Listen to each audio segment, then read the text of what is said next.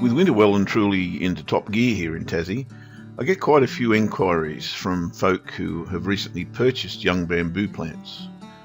Whilst the plants we grow and sell are suited to growing in cold climate, like us, they aren't particularly fond of spending their nights fully exposed to frost and wind. Their natural reaction is to display leaf burn and make themselves, well, ugly. This is a perfectly normal reaction, and if exposure is prolonged and severe, may set the plants back a bit. You can see from our nursery stock, which incidentally isn't protected from the elements, that some plants tolerate the conditions without reacting, whilst others put on their winter coats. The first season we were growing our bamboo, we were horrified and thought all hell had beset us, but after that first and second winters, we understood that this was normal.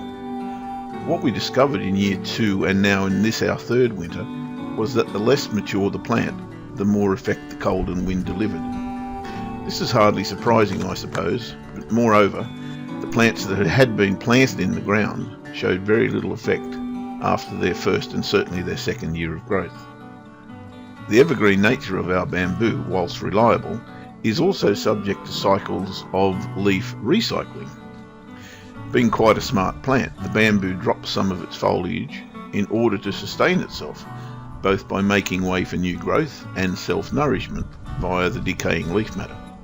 So, what you may be witnessing through winter is the preparation for new growth when the warm weather arrives. Come spring, the leaf shed will be most prolific, and the current browning of the leaves will enable the baton passing from old to new. At this time, your plants are pretty much in hibernation, but unlike Yogi Bear, still require some nourishment. The food that should have been applied during autumn is sufficient to sustain them, but the need for moisture remains, especially if your plants are growing in pots. The golden rule with bamboo is to keep the root ball moist.